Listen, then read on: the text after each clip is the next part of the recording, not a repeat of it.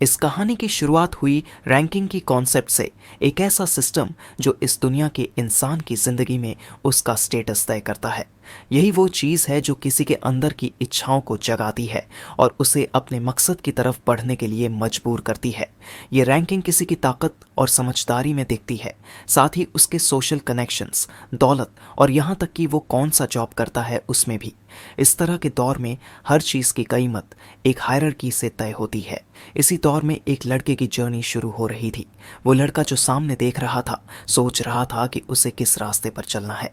एक छोटे और शांत गांव टोरी में, जहां जिंदगी बहुत सादगी से बहती थी, एक लड़का लोई लकड़ी काटने में लगा हुआ था। उसके हर वार में उसका जोश साफ झलक रहा था।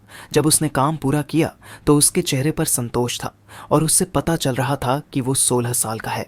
उसी वक्त एक गांव वाले ने आवाज लगाई और पूछा कि क्या वो उसकी तलवार तेज कर सकता है।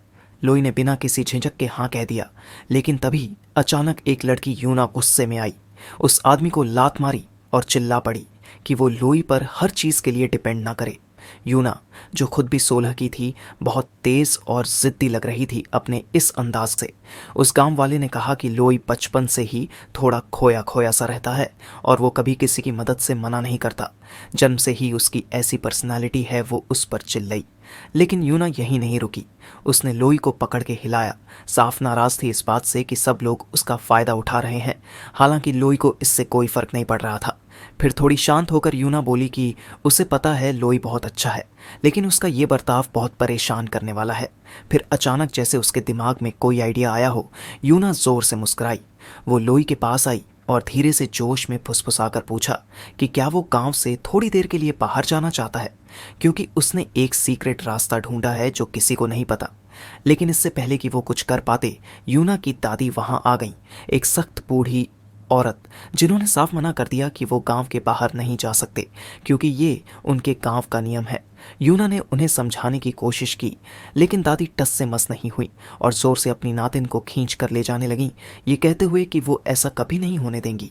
फिर गांव के दूसरे दो आदमियों ने आकर यूना को पकड़ा ताकि वो ज्यादा बेकाबू ना हो जाए। दादी ने कहा कि यूना को कुछ वक्त तक नजर में रखा जाएगा। उसकी लापरवाह हरकतों की वजह से यूना विजिबली नाराज और दुखी दिख रही थी। इसके ठीक उलट दूसरे एक आदमी ने लोई से पूछा कि क्या वो बाद में पानी भरने में उसकी मदद करेगा। जवाब में लोई ने शांति से हाँ कहा। तो उस आदमी ने आगे कहा कि लोई और यूना कितने अलग हैं, जबकि उनकी उम्र बराबर है और वो इस गांव की अपनी जनरेशन के अकेले लोग हैं। फिर उस आदमी ने लोई से कहा कि उसे कभी कभी आराम भी कर लेना चाहिए। ज़रूर कुछ तो ऐसी चीज़ें होंगी जो वो अपने लिए करना चाहता होगा। लेकिन लोई ने धीरे से मना कर दिया और कहा कि वो मदद करता रहेगा, जिससे वो आदमी थोड़ा हैरान हुआ। जबकि लोई के दिमाग में एक पुरानी याद ताज़ा हो गई कि कैसे उसके माँ बाप के गुजरने के बाद गांव वालों ने उसे अपनाया था, जैसे वो उनका अपना हो।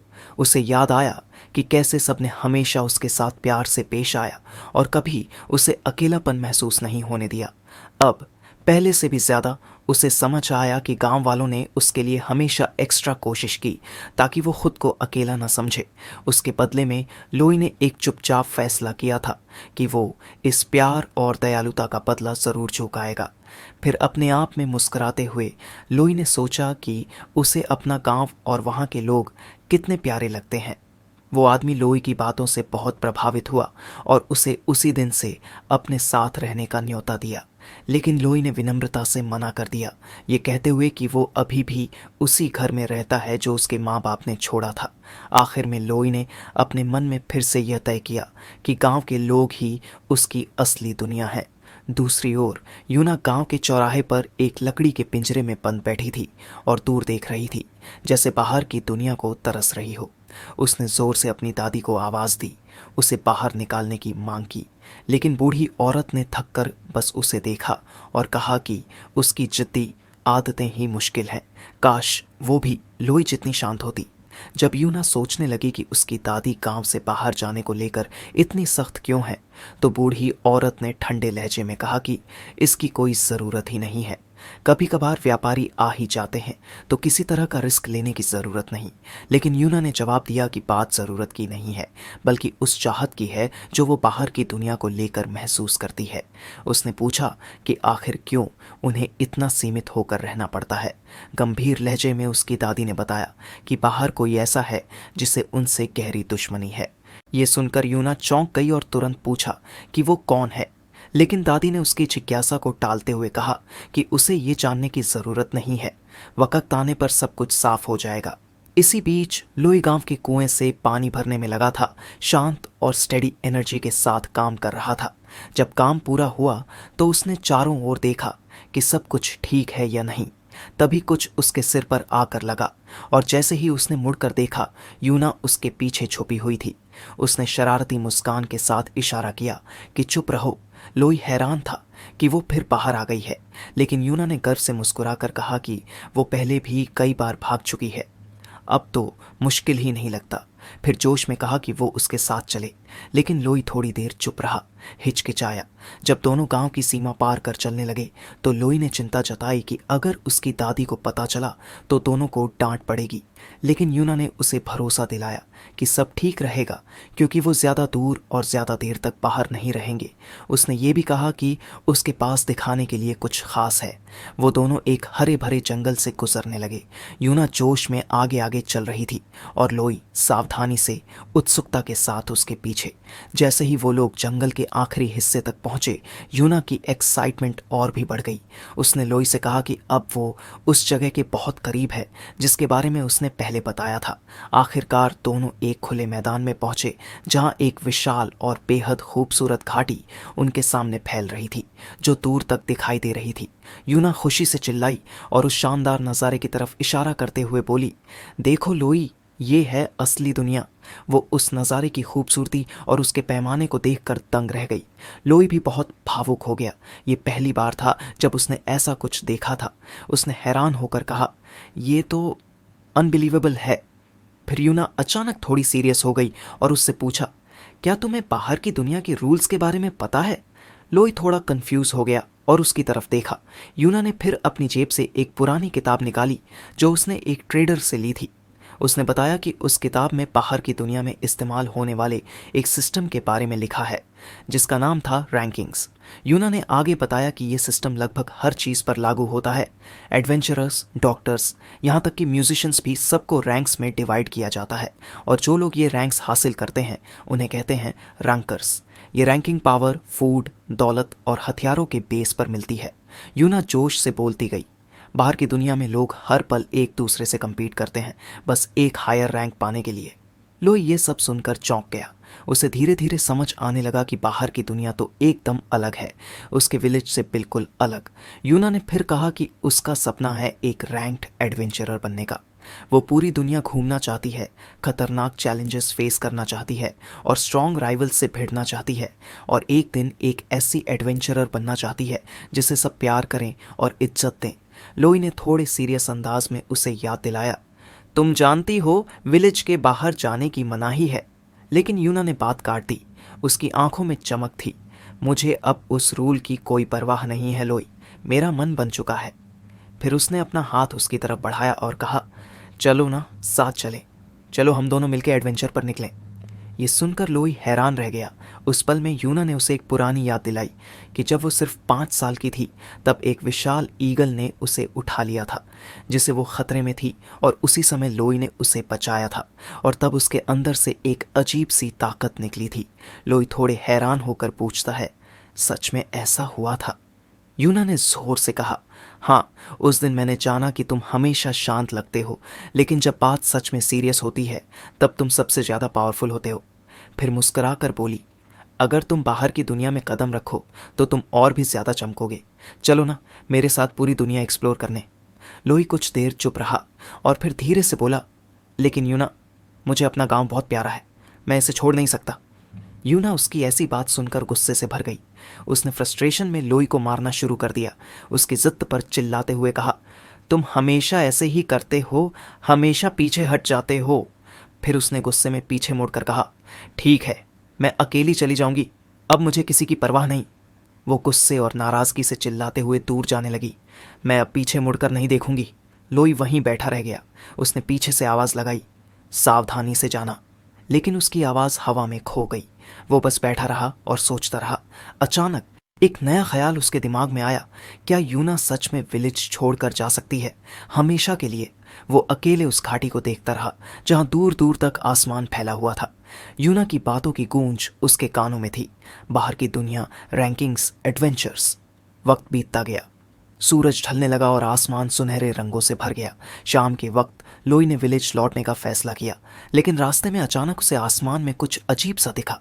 वो रुक गया, हैरान होकर देखा। उसके ऊपर कोई विशाल ऑब्जेक्ट हवा में मंडरा रहा था, कुछ अनजान और डरावना।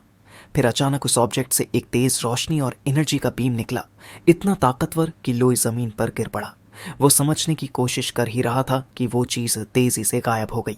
डर और बेचैनी से भरकर लोई विलेज की तरफ दौड़ा। उसके दिल में बस एक ही ख्याल था, यूना, उसकी दादी और बाकी सब लोग ठीक हो। वो खुद को समझाने की कोशिश करता रहा, सब ठीक होगा, विलेज को कुछ नहीं हुआ होगा। लेकिन जैसे ही वो उस जगह पहुंचा जहां विलेज होना चाहिए था, उसकी सांसें थम गईं। वहां कुछ नहीं था, सिर्फ एक बड़ी सी खाई। पूरा गांव गायब था। लोई जड़ हो गया। उसकी आंखें उस खाली जगह को देखती रह गईं जहां कभी उसका घर, उसके अपने सब रहते थे। उसके मुंह से आवाज नहीं निकल रही थी। फिर धीरे धीरे वो बड़बड़ाने लगा, ये कैसे हो सकता है, ये क्या हो गया? फिर जैसे होश आया, वो पागलों की तरह दौड़ने लगा, चिल्लाने लगा, यूना, दादी, कोई है क्या? लेकिन कोई जवाब नहीं आया। तभी यूना की एक मुस्कुराती हुई याद उसके दिमाग में उभरी। छोटी सी यूना कहती है, इट्स ओके लोई, मैं हमेशा तुम्हारे साथ रहूंगी, तुम कभी अकेले नहीं हो। लोई की आंखों के सामने वो सारे विलेजर्स की यादें ताज़ा हो गईं जो उसे कहते थे, अब से हम सब तुम्हारा परिवार है। वो जोर से चीखा, दर्द और टूटे हुए दिल के साथ, और घुटनों के बल गिर पड़ा उस तबाही के सामने। उसका चेहरा सदमे और डिसबिलीफ से भरा हुआ था। उसने कांपते हुए कहा, ये हमारे साथ ही क्यों हुआ, हमारा गांव ही क्यों? और वहीं पर लोई ज़मीन पर बैठा रो रहा था कि उसने किसी को कहते सुना, मैं इस बार भी कुछ नहीं कर पाया, मैं फिर से लेट हो गया, सब कुछ मेरी वजह से हुआ। काफ़ी देर तक रोने के बाद वो लड़खड़ाते हुए उठा और उस आवाज़ की तरफ देखने लगा जहाँ एक अजनबी आ खड़ा हुआ था जो उसी की तरफ बड़ी ध्यान से देख रहा था। फिर वो आदमी धीरे धीरे लोई के पास आया और चुपचाप उसके बगल में खड़ा हो गया। फिर शांत आवाज़ में पूछा, क्या तुम टोरी विलेज से बचे हुए लोगों में से एक हो? लोई ने दुखी और धीमी आवाज़ में जवाब दिया, हाँ। उस आदमी ने हमदर्दी जताई, मुझे अफसोस है, जो तुम्हारे साथ हुआ वो बेहद दर्दनाक है। फिर उसने कहा, चिंता मत करो, वो आइलैंड जो कुछ समय पहले आसमान में आया था अब गायब हो चुका है। लोई हैरान रह गया। आइलैंड? वो सोचने लगा, आखिर वो क्या था, वो चीज़ जो आई और फिर अचानक गायब हो गई। गुस्से और दर्द से भरकर लोई चिल्लाया, मेरे विलेजर्स कहाँ हैं, उनके साथ क्या हुआ? आदमी ने गंभीर लहजे में जवाब दिया, तुम्हें विलेज को भूल जाना होगा, अब वहां कुछ नहीं बचा है। फिर उसने एक छोटा सा कागज लोई को दिया। उस पर किसी जगह का नाम लिखा था, अगर तुम जिंदा रहना चाहते हो तो यहां चले जाना, ये एक सेफ जगह है। उसकी इन बातों से लोई का गुस्सा फूट पड़ा। उसने उस आदमी को पकड़ लिया और जोर से झकझोरते हुए कहा, मुझे सच्चाई बताओ। उस आदमी ने भी गुस्से में चिल्लाया, तुम्हारा विलेज पूरी तरह गायब हो चुका है और ये दुनिया तुम्हारे जैसे लड़कों के लिए नहीं है, तुम इसमें दखल नहीं दे सकते। फिर उसने थोड़ा रुककर गंभीरता से कहा, तुम्हें यह सब भूल जाना चाहिए, यही एक रास्ता बचा है। जबकि उसके मन में एक और बात थी जो उसने जाहिर नहीं की। अगर लोई ने इस राज को और ज्यादा टटोला तो शायद अगला नंबर उसी का हो। लेकिन लोई के अंदर कुछ टूटने की बजाय कुछ जाग गया। यूना की आवाज उसके कानों में गूंजने लगी, लोई, जब तुम सीरियस हो जाते हो तो तुम सबसे स्ट्रांग बन जाते हो। उसी पल लोई के अंदर एक अजीब सी एनर्जी उठने लगी, जिसे महसूस करते हुए वह आदमी पीछे मुड़ा। जबकि गुस्से और संकल्प से भरे हुए लोई ठान लिया, मैं इसे कभी नहीं भूलूंगा, मैं उस आइलैंड तक जाऊंगा और अपने विलेज के सब लोगों को वापस लाऊंगा, चाहे कुछ भी हो जाए। फिर उसके दिमाग में बचपन की यादें लौटने लगीं। वो समय जब एक भूस्खलन में उसके माता पिता की मौत हो गई थी। कैसे वो बिल्कुल अकेला हो गया था। लेकिन टोरी विलेज के लोगों ने उसे अपनाया, अपने बेटे जैसा प्यार दिया। वो कभी अकेला महसूस नहीं करता था, यूना की वजह से, जो हमेशा उसके साथ रहती थी, फूलों के गुलदस्ते लेकर आती थी और मुस्कराती रहती थी। लोई की आंखों में वो सारे लोग घूमने लगे, वो विलेजर्स जो कभी किसी को अकेला नहीं छोड़ते थे, जो दूसरों के दर्द को अपना समझते थे। उसी पल लोई को एक बात पूरी क्लैरिटी के साथ समझ आ गई कि मैं इन्हें नहीं भूल सकता, ये लोग मेरे परिवार हैं। और उसी वक्त उसके अंदर से प्राणा नाम की एक रहस्यमयी शक्ति जोर से फूटने लगी, एक ऐसी ताकत जो उसके संकल्प और दर्द से पैदा हुई थी। लोई अब तैयार था, लोई के चेहरे पर अब साफ दिख रहा था पक्का इरादा। उसने मन ही मन कसम खाई, मैं उस आइलैंड पर ज़रूर जाऊंगा, चाहे उसकी कीमत जो भी हो, और अपने विलेज के हर एक इंसान को वापस लेकर आऊंगा। वो अजनबी जो लोई से मिला था अब हैरान था। लोई से निकलती हुई एनर्जी देखकर उसका चेहरा सन्न रह गया। उसके सामने अचानक स्पेस ही बेंड होने लगी, जैसे वक्त और ज़मीन दोनों ही लोई की ताकत के आगे झुक रहे हों। इसे अजनबी की आंखों के सामने अजीब विजन्स आने लगे।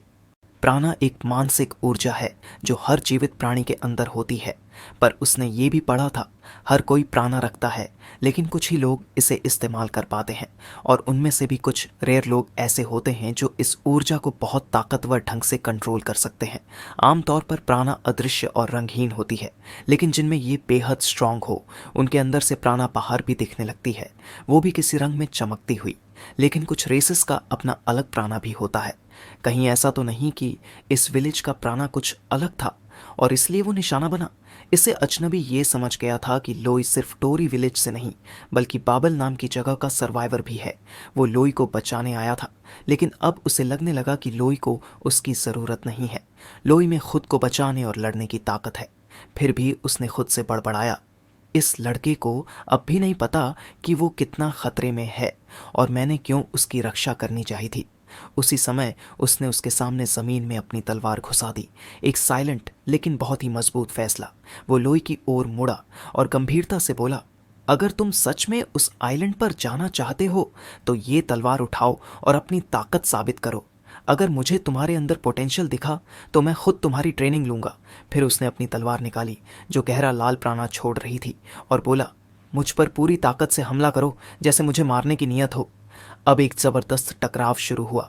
लोई, जो हरे प्राणा की तेज रोशनी में चमक रहा था, उस आदमी की तरफ बढ़ा जो लाल प्राणा से घिरा हुआ था।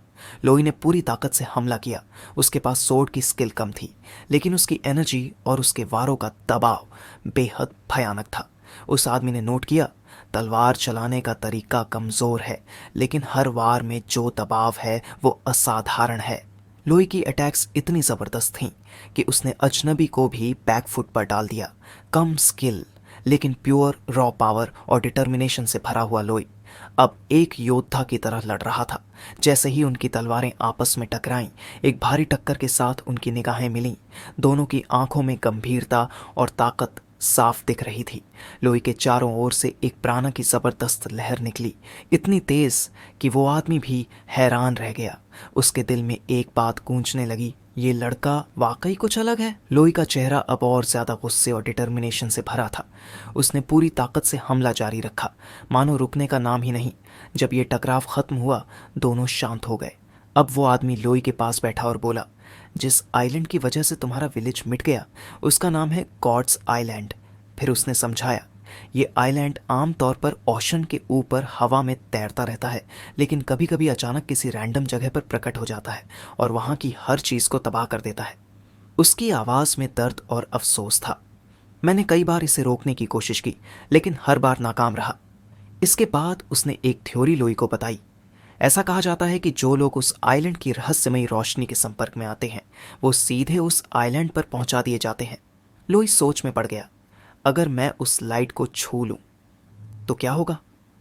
आदमी ने शांति से जवाब दिया, ये सिर्फ एक थ्योरी है।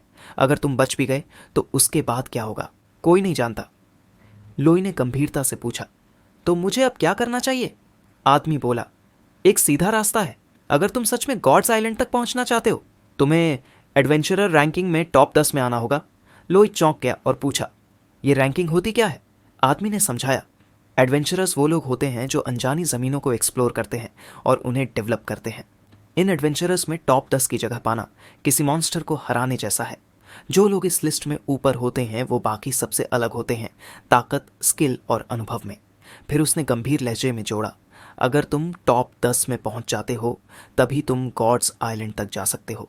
लेकिन उसने चेतावनी दी, गॉड्स आइलैंड जब से पहली बार देखा गया है तब से ये हर बार डेंजर जोन्स की रैंकिंग में पहले नंबर पर रहा है।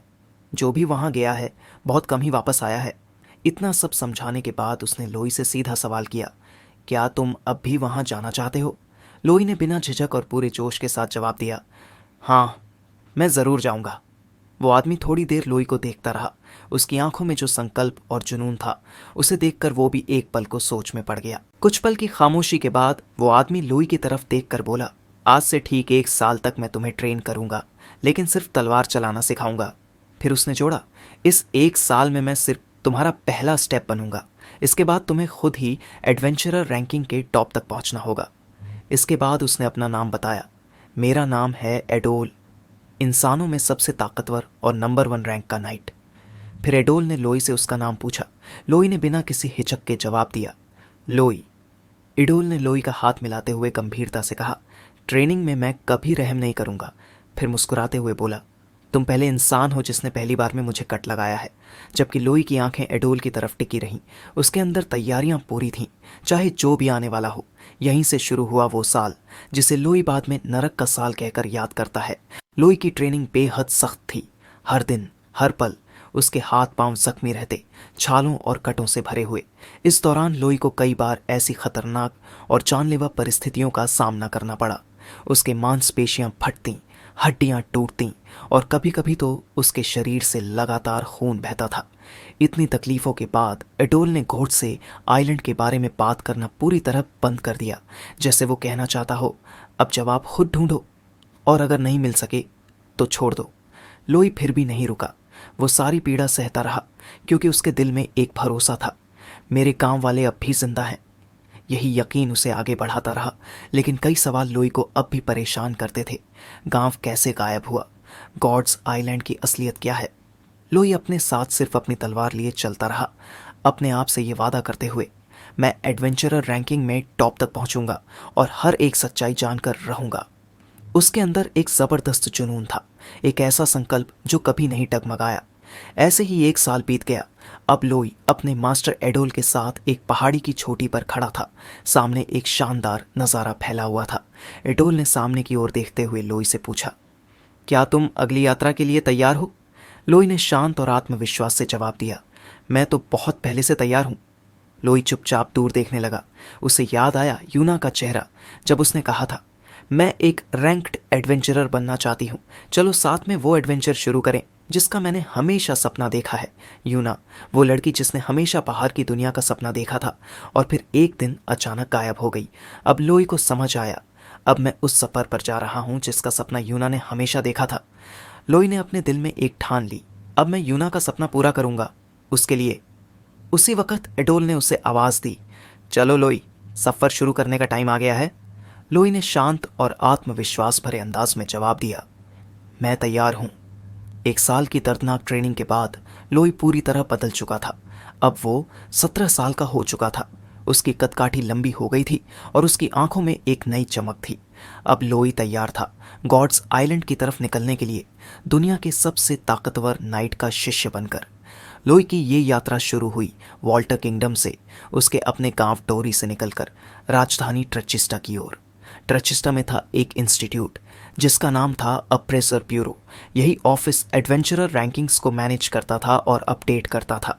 इसी ऑफिस के एक रूम में एक लड़की किताबों और पेपर्स के ढेर पर सोई हुई थी, नींद में ही बड़बड़ा रही थी। टाइम हो गया। फिर अचानक वो घबराकर उठी क्योंकि उसे किसी ने उसके नाम से बुलाया। उसे याद आया कि वो कुछ ज़रूरी काम मिस कर चुकी है। फिर वह बाहर गई तो अपने कॉलीग से टकराई, जिसने पूछा, क्या तुम फिर से पूरी रात रैंकिंग लिस्ट ही देखती रहीं? लड़की ने बचाव किया, ये मेरा काम है, मैं अप्रेजर हूँ। उसकी कॉलीग बोली, इसीलिए तो कह रही हूँ, तुम्हें अपनी सेहत का भी ख्याल रखना चाहिए। ये जॉब बहुत इंपॉर्टेंट है और तुम रोज़ इतने लोगों की रैंकिंग इवैल्यूएट करती हो।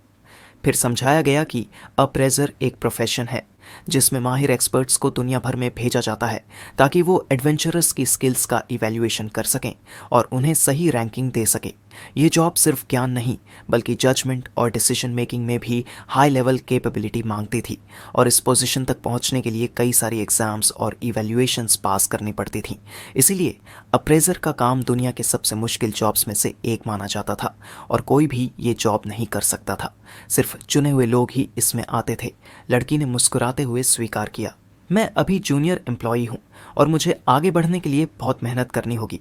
जिस पर उसकी कॉलीग बोली, अगर तुम किसी ग्रेट एडवेंचरर की एक्सक्लूसिव अप्रेजर बन जाओ तो तुम्हें जल्दी प्रमोशन मिल सकता है। लड़की ने थोड़े उदासी से कहा, मुझे अभी तक कोई ऐसा एडवेंचरर मिला ही नहीं जो उस लायक हो। कॉलीग हंस पड़ी, तुम्हारे स्टैंडर्ड्स बहुत ज़्यादा हाई हैं। लेकिन लड़की ने सीधा जवाब दिया, मेरे स्टैंडर्ड्स में कोई दिक्कत नहीं है, दिक्कत है आजकल के एडवेंचरर्स की घटिया लेवल से। फिर वो जोश में बोली, पहले एडवेंचरर्स के बीच ज़बरदस्त कंपटीशन होता था, रैंकिंग्स हर वक्त बदलती रहती थीं, पर अब टॉप पोजीशंस में कोई हलचल ही नहीं होती। रैंकिंग की वैल्यू ही तब है जब वो इवॉल्व होती रहे। वो अपनी बात पर डटी रही, रैंकिंग्स को तभी मायने मिलते हैं जब उनमें बदलाव आते रहे, वरना सब बेमतलब है। उसकी कॉलीग ने टीजिंग अंदाज में मुस्कराते हुए कहा, तुम्हें तो रैंकिंग्स और इवैल्यूएशन का कुछ ज़्यादा ही ऑब्सेशन है। लड़की खिलखिलाकर हंसी और गर्व से बोली, सच कहूँ तो हाँ, इस मामले में मैं होपलेस केस हूँ। फिर वो अप्रेजर लड़की जोश में बोल पड़ी, काश कोई नया सितारा आए जो इन सारी रैंकिंग्स को हिला कर रख दे। कॉलीग हंसते हुए एक बड़े हॉल का दरवाज़ा खोलती है, क्या पता वो राइजिंग स्टार इसी हॉल में कहीं हो। वो हॉल लोगों से भरा हुआ था, हर कोई एडवेंचरर रजिस्ट्रेशन एग्जाम की तैयारी में था। अप्रेजर लड़की हैरान होकर बोली, इतने लोग इस साल क्यों आए हैं, पहले तो इतनी भीड़ नहीं होती थी। कॉलीग ने जवाब दिया, हाँ, यूजुअली नंबर कम होता है। शायद 2 महीने पहले अजाबान फॉरेस्ट को डेंजर जोन में जोड़ने की वजह से लोगों की इंटरेस्ट बढ़ी है। फिर उसने पार्टिसिपेंट्स की तरफ ध्यान से देखा और बोली, इस बार काफ़ी प्रॉमिसिंग कैंडिडेट्स आए हैं। वो एक एक करके कुछ खास लोगों की पहचान कराने लगी। आउल टार्कीस, मर्सनरीज रैंकिंग में 753, एक famous red wolf mercenary corps group का यंग लीडर जिसे पूरे कंट्री में जाना जाता है। फिर उसने दिखाया एडी मार्कमन को आर्चर्स रैंकिंग में 402, एक ऐसी फैमिली से ताल्लुक़ रखता है जो आर्चरी में एक्सेलेंस के लिए जानी जाती है। उसकी एरो स्पीड इतनी फास्ट है कि वो फ्यूचर में रिकॉर्ड तोड़ सकता है। इसके अलावा उसने कुछ और ख़ास लोग भी मेंशन किए, एडवेंचरर, रैंकर्स मर्चेंट, नेविगेटर और गाइड रैंकर्स जैसे एक्सपर्ट्स। अप्रेजर लड़की ने भी कुछ लोगों को देखा और वो फौरन उनके रैंक्स पहचान गई। कॉलीग ने उसकी तारीफ की, तुमने तो बिना रिकॉर्ड देखे ही सबकी रैंकिंग पहचान ली। लड़की ने गर्व से जवाब दिया, हाँ, आखिर में मैं अप्रेजर हूँ, आदत हो गई है। फिर वो बड़े उत्साह से बताने लगी, एडवेंचर रैंकिंग पाना इतना ज़रूरी क्यों है? क्योंकि कुछ ख़ास और ख़तरनाक एरियाज़ में घुसने के लिए ये टाइटल होना ही चाहिए है, जैसे उस फॉरेस्ट में जाने के लिए। तभी लोई वहाँ पहुँचा। अपना रजिस्ट्रेशन कराने के लिए उसने बेल बजाई, जिससे वह अप्रेजर की कलीग वहाँ से थोड़ी देर रुकने के लिए कहकर चली गई। फिर उसके पास जाकर रिसेप्शनिस्ट ने मुस्कुराकर उसका स्वागत किया, जबकि लोई ने पूछा कि क्या यही जगह रैंकिंग्स के लिए रजिस्टर करना पड़ता है? जिसके जवाब में उसने समझाया, हाँ, रैंकिंग सिस्टम उनका अप्रेजर ब्यूरो करता है। किसी भी जगह से अप्रेजर की मदद से उसमें अपडेट किया जा सकता है, लेकिन पहली बार की रजिस्ट्रेशन यहीं ऑफिस में होती है। लोई ने कहा, मैं एडवेंचरर रैंकिंग में रजिस्टर करना चाहता हूँ। रिसेप्शनिस्ट ने मुस्कुराकर कहा, परफेक्ट टाइम पर आए हो, एग्ज़ाम अभी शुरू होने वाला है, चाहो तो अभी पार्टिसिपेट कर सकते हो। लोई ने हामी भरी, फॉर्म लिया और रिसेप्शनिस्ट ने बताया, एग्ज़ाम फीस है 3000 डेल। लोई ने अपना रजिस्ट्रेशन पूरा किया। रिसेप्शनिस्ट ने उसे थैंक यू कहा, पास वाले कमरे में वेट करने को बोला और उसका टेस्ट नंबर बताया, 53। अप्रेजर लड़की ने लोई को जाते हुए देखा और थोड़ी हैरानी से बोली कि अब भी ऐसे लोग हैं जिन्हें अप्रेजर ब्यूरो के काम के बारे में कुछ नहीं पता। उसकी साथी हंसते हुए बोली कि उसे भी बहुत टाइम हो गया किसी को समझाए हुए। फिर उसने लड़की से एग्ज़ाम की तैयारी में मदद मांगी और वो हंसते हुए तैयार हो गई। बोली कि अंदर बैठकर काम करना भी कभी कभी अच्छा लगने लगता है। फिर रिसेप्शनिस्ट ने सबको एडवेंचरर रजिस्ट्रेशन एग्ज़ाम के बारे में डिटेल में बताया कि ये 3 स्टेज में होगा, पहला रिटन एग्ज़ाम, फिर प्रैक्टिकल स्टेज और अंत में एक फाइनल टेस्ट जो बाद में बताया जाएगा। फिर उसने सभी पार्टिसिपेंट्स को सलाह दी कि अगर किसी एक स्टेज में अच्छा परफॉर्म न भी कर पाए तो हार न माने, क्योंकि बाकी स्टेज में बेहतर करके पास हो सकते हैं। रिटन एग्जाम शुरू हुआ और बहुत सारे पार्टिसिपेंट्स टेंशन में गहराई से सोचते दिखे। एक कैंडिडेट तो मन ही मन सोच रहा था कि एग्जाम कितना मुश्किल है और कितने अलग अलग टॉपिक्स से भरा पड़ा है। थोड़ी देर बाद रिसेप्शनिस्ट ने एग्जाम खत्म होने की घोषणा की और बताया कि प्रैक्टिकल टेस्ट 2 घंटे बाद विलेज के बाहर जंगल में होगा। तब तक सभी को वहीं रुकना होगा जब तक रिजल्ट्स ना आ जाए। दूसरे कमरे में रिसेप्शनिस्ट ने अपनी साथी से पेपर्स चेक करवाने में मदद मांगी और वो खुशी से तैयार हो गई। फिर दोनों लड़कियां एग्जाम पेपर चेक करने में जुट गईं। तभी उस लड़की की नज़र कैंडिडेट नंबर 53 यानी लोई के पेपर पर पड़ी। उसने लोई को तुरंत पहचान लिया, वही लड़का जिसकी आंखों में उदासी थी। लेकिन जैसे ही उसने लोई के जवाब देखे, उसका चेहरा हैरानी से भर गया। लोई के सारे आंसर्स गलत थे, जिसे लड़की ने थककर गहरी सांस ली और कहा कि तुम्हें मेरे बारे में भी सोचना चाहिए। मैं कैसा फील करती हूँ ऐसे अजीब कैंडिडेट को मार्क देकर। 2 घंटे बाद सभी पार्टिसिपेंट्स जंगल में जमा हो चुके थे, जहां उस अप्रेजर ब्यूरो की एम्प्लॉई ने प्रैक्टिकल टेस्ट की जानकारी दी कि उन्हें कुछ स्पेसिफिक ट्रेजर्स ढूंढने होंगे। फिर उसने रूल्स समझाए, एक बड़ी सी बोर्ड की ओर इशारा किया जिस पर हर ट्रेजर के पॉइंट्स लिखे थे, और साफ साफ बोल दिया कि आपस में कोई लड़ाई नहीं होगी। जो आइटम पहले छू लेगा वो उसी का माना जाएगा। पार्टिसिपेंट्स अपनी अपनी स्किल्स की बातें करने लगे। कोई कह रहा था कि उसे मेडिसिनल हर्ब्स की अच्छी नॉलेज है, कोई इंसेक्ट कलेक्टिंग में एक्सपर्ट होने का दावा कर रहा था। जैसे ही एग्जाम शुरू हुआ, सारे पार्टिसिपेंट्स तेजी से जंगल की तरफ दौड़ पड़े। जैसे ही सारे पार्टिसिपेंट्स जंगल की तरफ चले गए, एम्प्लॉई ने चैन की सांस ली और बोली, अब थोड़ी देर रिलैक्स कर सकती है। उसने अपनी साथी से पूछा कि इस बार कितने लोग पास होंगे, तो उसने अंदाजा लगाया कि शायद आधे लोग कामयाब हो जाएंगे। जंगल में पार्टिसिपेंट्स बड़ी सफाई और फुर्ती से मूव कर रहे थे। तभी एम्प्लॉई ने पूछा कि क्या इस बार कोई खास कंटेस्टेंट है, लेकिन उसकी साथी ने मायूस होकर कहा कि अब तक तो कोई खास नहीं दिखा। इसी बीच आउल टार्किस सबसे पहले वापस आया और सीधा मीटिंग पॉइंट पर पहुंचा। उसने पूछा क्या वो पहला है जिसने टास्क पूरा किया। आउल टार्किस ने एक कीमती रीजल और दिखाया, जिससे उसे एग्जाम में 120 पॉइंट्स मिल गए। एम्प्लॉई ने उससे पूछा कि क्या वो एग्जाम यहीं ख़त्म करना चाहता है, तो उसने बेफिक्री से कहा कि हाँ, वैसे भी पास तो हो ही जाऊंगा। लेकिन लड़की ने समझाने की कोशिश की कि अगर वो और पॉइंट्स जुटाए तो उसका रजिस्ट्रेशन रैंकिंग और बेहतर हो सकता है। लेकिन टार्किस को कोई इंटरेस्ट नहीं था। उसने कहा कि उसका असली काम मर्सनरी होना है, उसे एडवेंचरर रैंकिंग से कोई खास मतलब नहीं। तभी एडी मार्कमैन भी आ गया। उसके हाथ में एक रेयर बर्ड की फेदर थी जिसकी वैल्यू 180 पॉइंट्स थी। एडी थोड़ा चौंका कि कोई उससे पहले पहुंच गया, जबकि टार्किस ने एडी की फेदर का मजाक उड़ाया। लेकिन एडी ने कॉन्फिडेंस से जवाब दिया कि वो फेदर उस बर्ड की है जो 500 किलोमीटर प्रति घंटे की स्पीड से बिना आवाज़ उड़ सकती है। इसे दोनों में तीखी बहस और चुनौतियां शुरू हो गईं। तभी एम्प्लॉई ने हंसते हुए बोला कि ये रैंकिंग सिस्टम लोगों को कितना प्राइड देता है, और उसकी साथी ने कहा कि हाँ, यही तो उनकी ताकत का हिस्सा है। अचानक सबका ध्यान किसी की फुटस्टेप्स पर गया। सब हैरान रह गए जब लोई जंगल से बाहर आता दिखा और उसके पीछे एक विशाल रेड बेयर की डेड बॉडी थी जिसे वो घसीटते हुए ला रहा था। लोई पास आया और ठंडे अंदाज में बोला कि उसे नहीं पता था कि रेड बेयर का गॉल ब्लैडर कैसे निकाला जाता है, इसलिए वो पूरा भालू ही उठा लाया। उसने पूछा क्या ऐसे भी सबमिशन चलेगा। एम्प्लॉय थोड़ी हकलाई, लेकिन बोली हाँ, ये भी एक्सेप्टेबल है, भले ही ये तरीका बहुत अजीब है। इसके लोई को 300 पॉइंट्स दिए गए। सभी लोग हैरान थे कि लोई ने अकेले एक रेड बेयर को मार गिराया। लड़की ने आश्चर्य से पूछा कि रिटन एग्जाम में इतना बुरा करने के बाद भी उसने इतने रेयर एनिमल को पहचान कैसे लिया, जिसका लोई ने सिंपली जवाब दिया कि ये भालू तो उसके गांव के पास अक्सर दिखाई देते हैं। अब लड़की लोई के एटीट्यूड से बिल्कुल पजल्ड थी। एक और पार्टिसिपेंट ने अपने दोस्त से पूछा कि क्या उसने सच में ये फाइट देखी है। वो थोड़ा घबराया हुआ था और बोला कि उसने अपनी आंखों से देखा, लेकिन फिर अचानक पीछे हट गया और कहा कि साफ साफ नहीं देख पाया, सब कुछ बहुत जल्दी हो गया। उसे याद आया वो पल जब लोई ने बिजली की स्पीड से अपनी तलवार निकाली और उस जायंट रेड बेयर का सामना किया जो अचानक उस पर हमला कर रहा था। सिर्फ एक वार में लोई ने भालू को गिरा दिया, और ये सब सुन हर कोई पूरी तरह शॉक में था।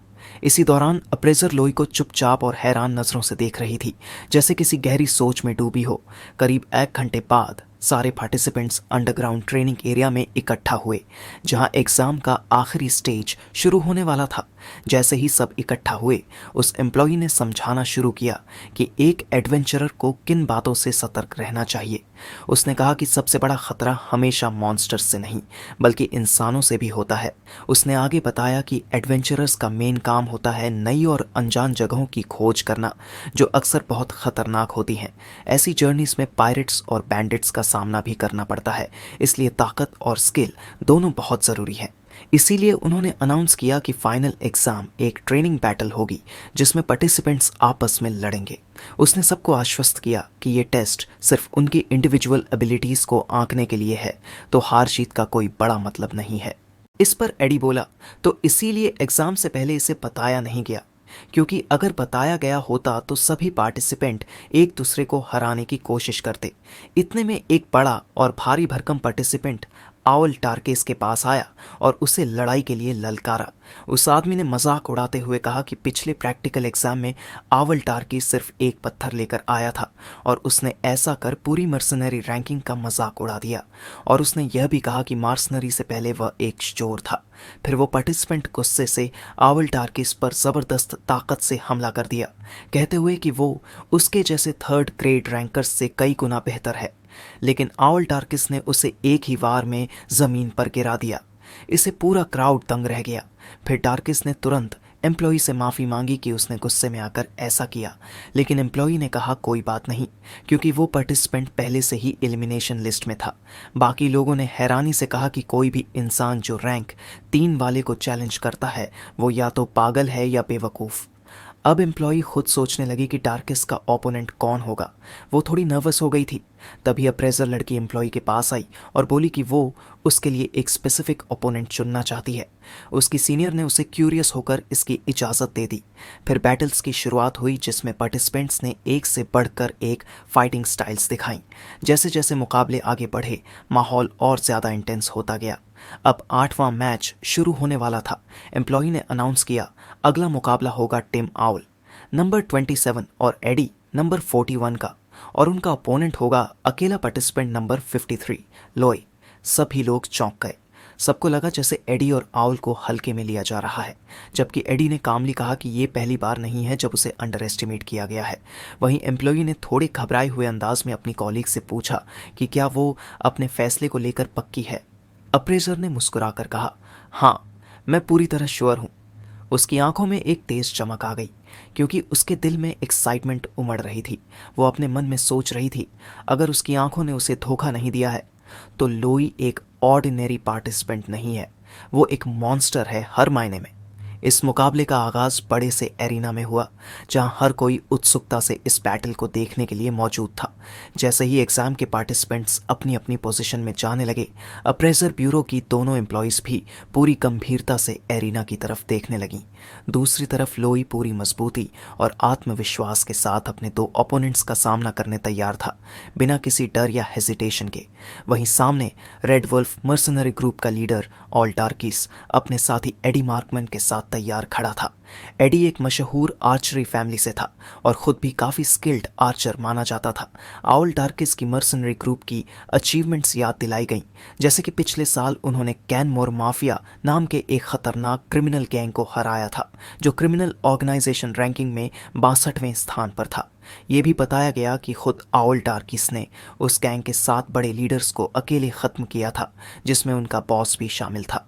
वहीं एडी मार्कमैन आर्चरी फैमिली का वारिस था और बचपन से ही अपने पिता से ट्रेनिंग ले रहा था। वो पिता जो कभी आर्चर्स रैंकिंग में 2nd पोजीशन पर थे। साथ ही उसने 5 साल की उम्र में ही रैंकिंग में अपना नाम रजिस्टर कर लिया था। एडी की आर्चरी स्किल्स इतनी प्रिसाइज और डेडली थीं कि आर्चर्स की दुनिया में उसकी प्रतिभा पर किसी को शक नहीं था। अब इस मुश्किल मुकाबले में लोई, वो लड़का जिसे कोई नहीं जानता था, अकेले इन 2 लेजेंड्स के खिलाफ खड़ा था। फिर एम्प्लॉई ने जोश के साथ बैटल की शुरुआत का ऐलान किया और सभी फाइटर्स अपने अपने ओपोनेंट्स की तरफ तेजी से बढ़े। एडी ने सबसे पहले हमला किया।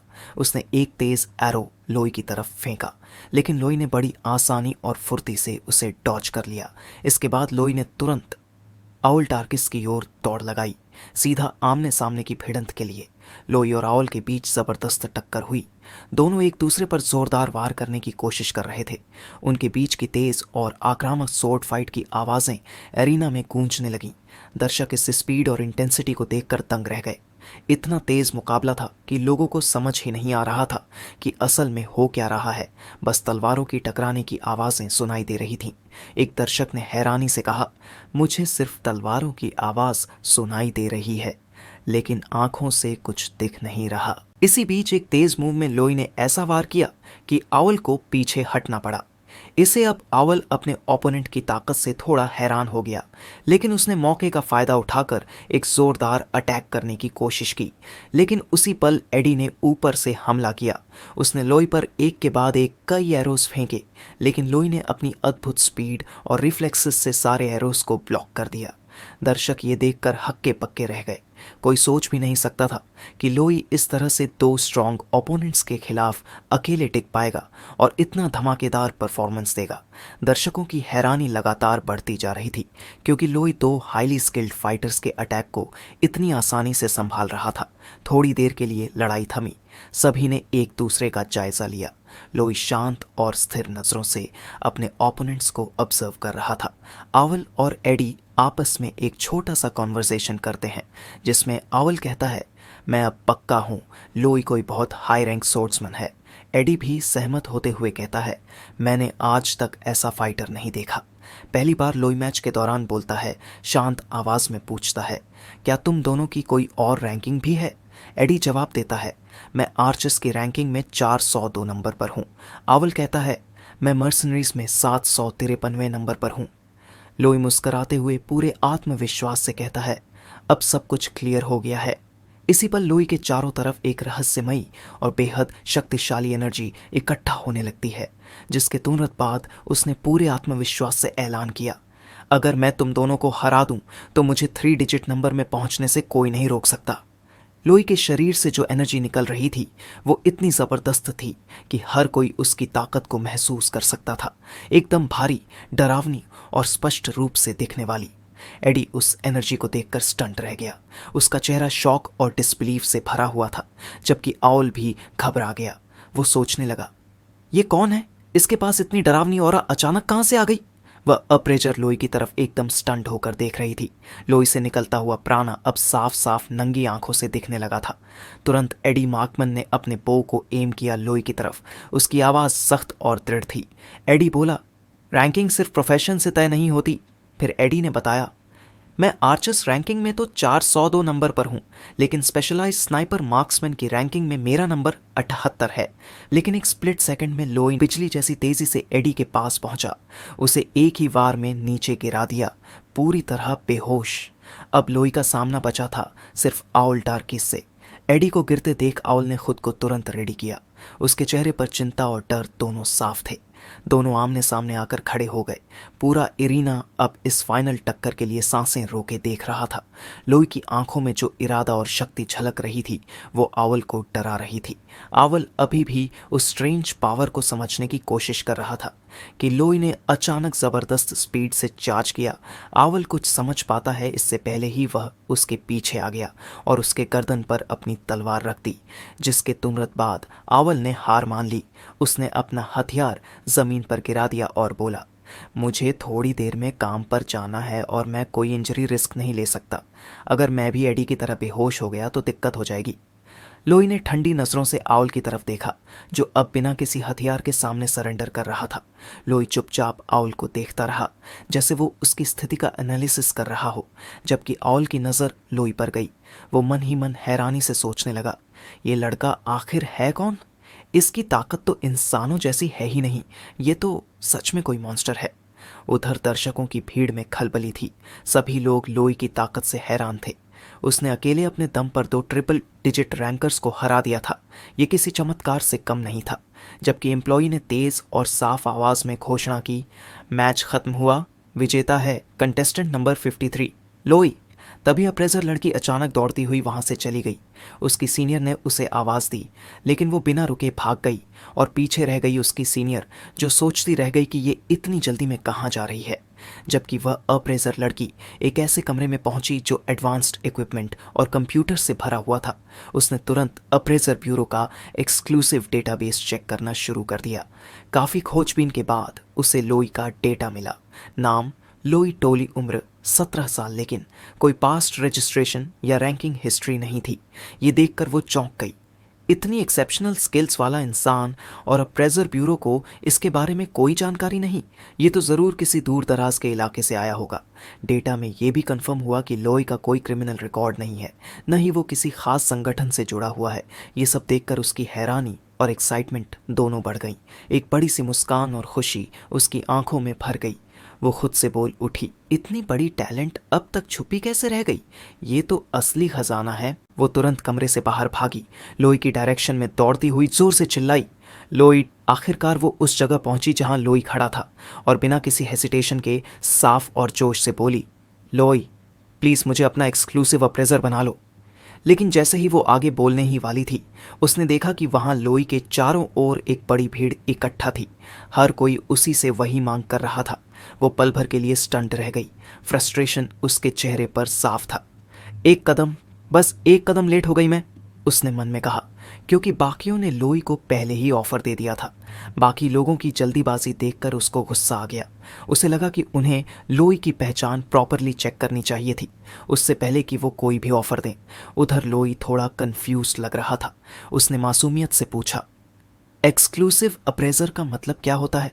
तुरंत ही जूनियर अप्रेजर लड़की ने एक्साइटमेंट के साथ बीच में जंप मारा और कहा, मैं सब कुछ डिटेल में समझा देती हूँ। वो पूरे जोश के साथ समझाने लगी।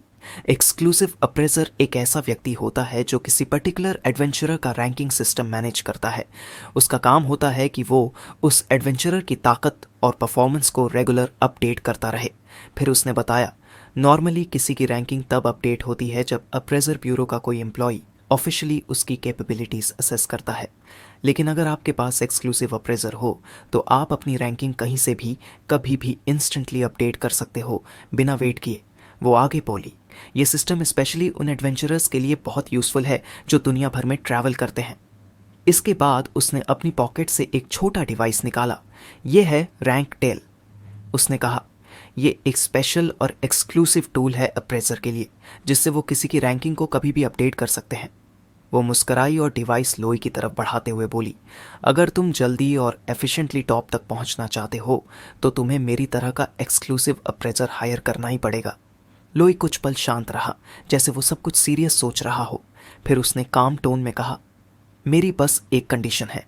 फिर चारों ओर देखा और साफ शब्दों में कहा, मैं उसी एक्सक्लूसिव अप्रेजर को रखूंगा जो मुझे एडवेंचरर रैंकिंग के टॉप 10 में पहुंचा सके। लॉय की इस डिमांड ने सबको चौंका दिया। चारों तरफ अचानक सन्नाटा छा गया। सबकी नजरें लोई पर टिक गईं। अब लोगों के बीच खुसर पुसर शुरू हो गई। कोई कह रहा था, टॉप 10 में तो वो लोग हैं जो प्रैक्टिकली लेजेंड्स हैं। तो कोई बोल रहा था, लोई बहुत स्ट्रांग है लेकिन टॉप 10 ऑलमोस्ट इम्पॉसिबल है। लेकिन लोई एकदम शांत रहे, कोई एक्स्ट्रा बात नहीं की, बस सीधे आगे देखते रहे। उनके चेहरे पर साफ डिटर्मिनेशन और कॉन्फिडेंस दिख रहा था। इसी दौरान अप्रेजर लड़की ने देखा कि लोई धीरे धीरे वहां से चल दिया, बिना किसी को चूज किए। वो घबरा गई और तुरंत उसके पीछे दौड़ पड़ी। लोई रुको, प्लीज वेट करो, वो जोर जोर से चिल्ला रही थी, उसे रोकने के लिए जो अप्रेजर ब्यूरो के एग्जिट की ओर जा रहा था। उसने आखिरकार उसे पकड़ ही लिया और जोर से उसका नाम पुकारा, लोई रुक जाओ। सांसें फूलती हुई वो उसके सामने आ खड़ी हुई और बेहद सीरियस एक्सप्रेशन के साथ पूछा, तुम इतनी डेस्परेटली टॉप 10 एडवेंचरर रैंकिंग्स में क्यों जाना चाहते हो? लोई ने काम और साफ लहजे में जवाब दिया, ये तुम्हारा मैटर नहीं है, ये सिर्फ मेरा पर्सनल मामला है। लेकिन जूनियर अप्रेजर ने जिद के साथ जवाब दिया, अब ये मेरा भी मैटर है, मैं तुम्हारी हेल्प करूंगी, चाहे रीज़न कुछ भी हो। उसके अंदर ज़बरदस्त कॉन्फिडेंस और डिटर्मिनेशन झलक रहा था। वो लोई की तरफ मुड़ी और इंथुजियाज्म से बोली, मैं ही तुम्हारी एक्सक्लूसिव अप्रेजर बनूंगी और तुम्हें टॉप 10 तक लेकर जाऊंगी। लोई ने शांत लहजे में जवाब दिया, मैं किसी बच्चे को डेंजर में नहीं डालना चाहता। ये सुनकर अप्रेजर हैरान रह गई और थोड़ी गुस्से से बोली, क्या तुम मुझे बच्चा कह रहे हो?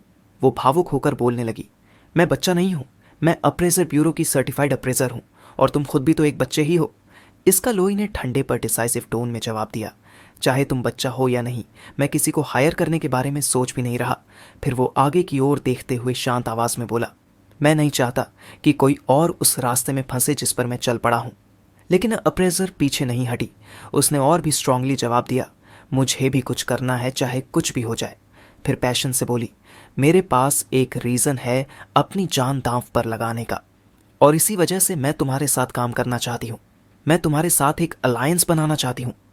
अब दोनों एक दूसरे के सामने खड़े थे, शहर की ऊंचाई से नीचे देखते हुए। लोई चुपचाप अप्रेजर की बातों को ध्यान से सुन रहा था। अब लोई को उसकी आंखों के अंदर अपना मकसद याद आ गया, वो रीज़न जिसकी वजह से वो यहाँ आया था, और वो वादा जो उसने 1 साल पहले किया था। उसने अप्रेजर की आंखों में आंखें डालकर बहुत ही सॉफ्टली कहा, मेरे पास भी एक ऐसा काम है जो मुझे हर कीमत पर करना ही है। शहर पर सुनहरी धूप बिखरी हुई थी और दोनों एक दूसरे के आमने सामने खड़े थे, जैसे कोई सीधा टकराव हो रहा हो। अप्रेजर ने अपना हाथ लोई की तरफ बढ़ाया और कॉन्फिडेंटली बोली, मैं लूक मेल्डिया तुम्हें टॉप रैंकर बना दूंगी। लोई ने धीरे से कहा, मेरा नाम लोई टोली है। आखिरकार सूरज की रोशनी में दोनों ने हाथ मिलाया और इसी के साथ शुरू हुआ उनके अलायंस का पहला और ऑफिशियल कदम। अब सीन एक नए घर में शिफ्ट होता है जो लूक ने कुछ दिन के लिए रेंट पर लिया था। जैसे ही लोई वहां पहुंचा, वो उसे बड़े गर्मजोशी से वेलकम करती है और एक्साइटमेंट के साथ पूछती है, कैसी लगी ये जगह? अच्छी है ना? फिर वो बड़े जोश से एक्सप्लेन करती है, मैंने ये घर सिर्फ कुछ दिनों के लिए रेंट पर लिया है, तुम इसे अपना टेम्परेरी बेस समझकर यूज़ कर सकते हो। लोई ने शालीनता से उसकी कोशिशों की तारीफ की। थैंक्स, तुम काफ़ी केपेबल लग रही हो। लूक थोड़ा शर्माते हुए बोली, अरे नहीं, ऐसा कुछ खास नहीं किया मैंने। फिर लोई थोड़े हेजिटेशन के साथ बोला, देखो, मैं अभी पक्के तौर पर तुम्हें हायर नहीं कर रहा। 1 हफ्ते का ट्रायल ठीक रहेगा? ये सुनकर लूक थोड़ा चौंकी और नाराज भी हुई। ट्रायल? सीरियसली? उसने जोश में आकर लोई के बोलने के तरीके की नकल करते हुए बोला, ठीक है, मैं 1 हफ्ते में ही तुम्हें प्रूव कर दूंगी कि मैं पूरी तरह से क्वालिफाइड हूं, और फिर तुम खुद मुझसे कहोगे अपनी पर्सनल अप्रेजर बनने के लिए। इस पर लोई हल्का सा मुस्कुराया और बोला, उम्मीद है ऐसा ही हो।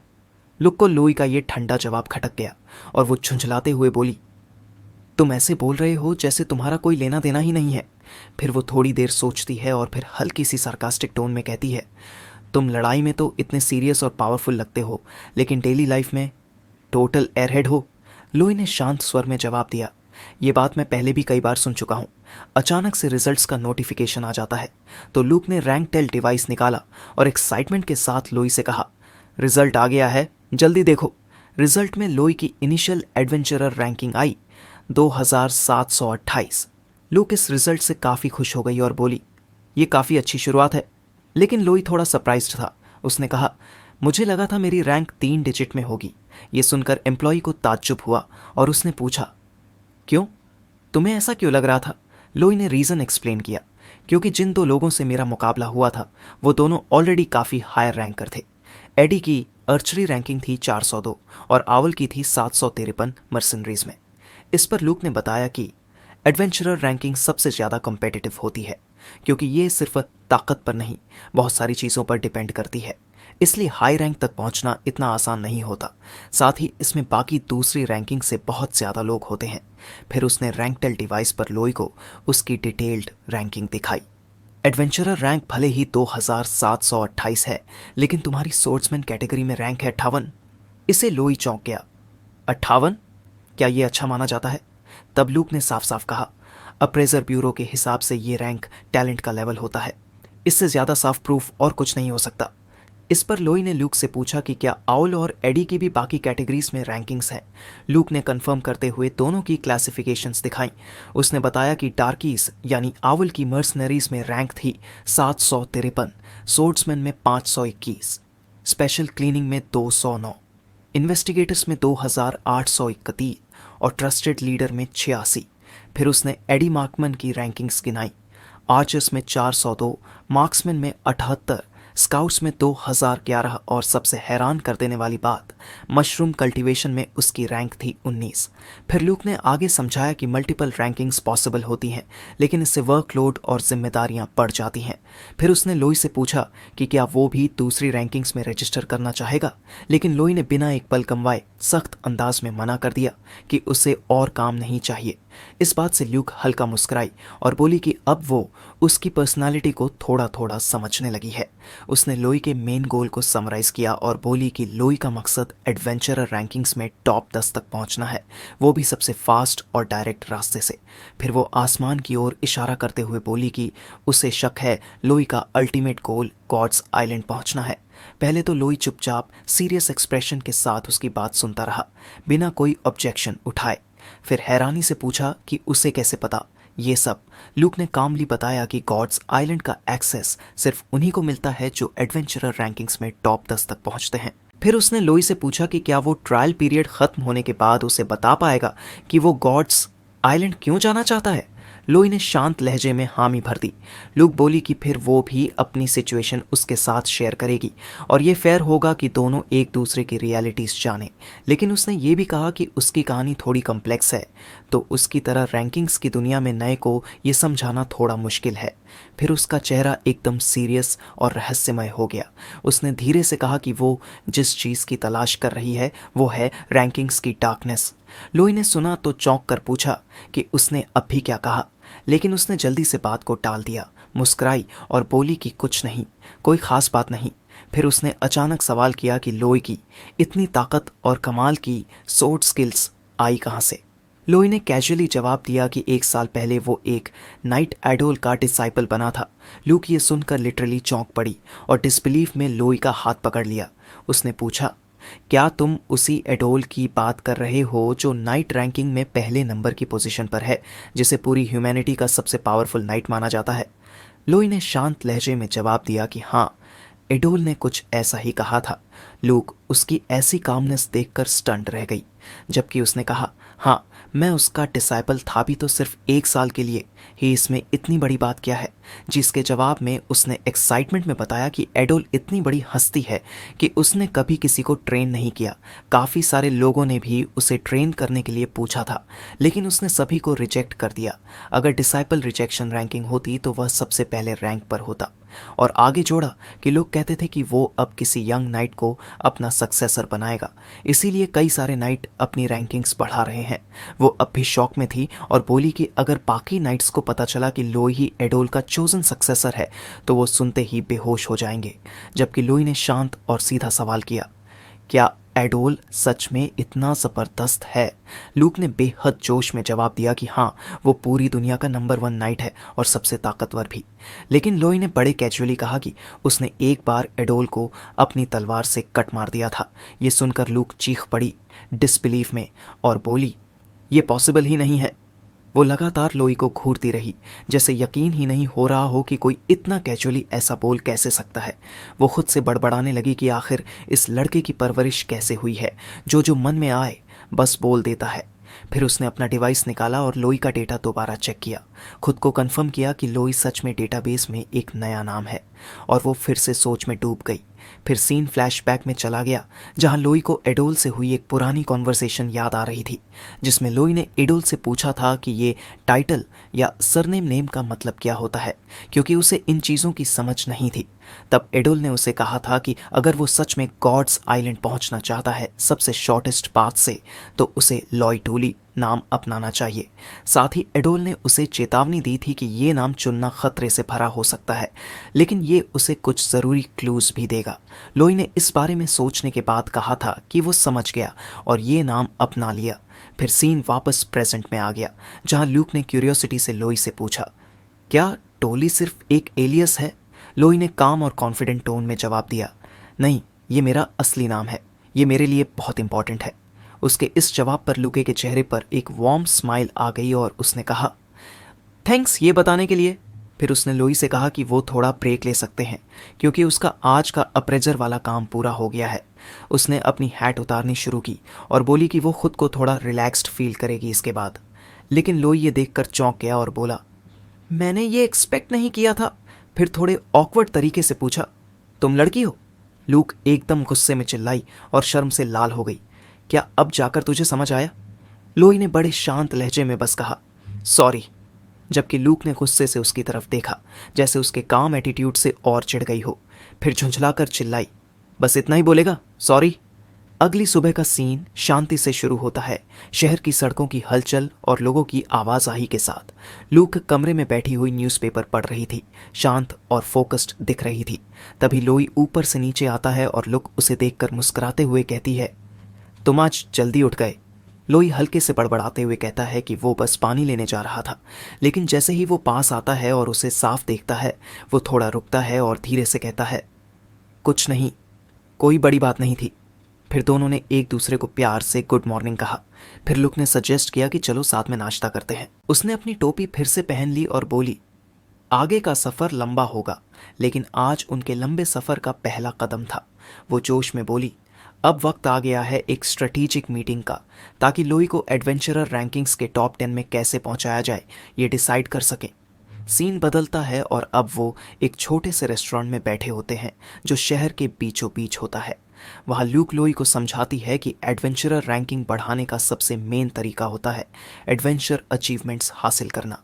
इसमें खासकर लैंड को डेवलप करना या एक्सप्लोर करना बेसिक है, तो इसीलिए वो मिशंस कर सकते हैं, लेकिन शुरुआत के लिए ऑफिशियल मिशंस कंप्लीट करना बेहतर रहेगा।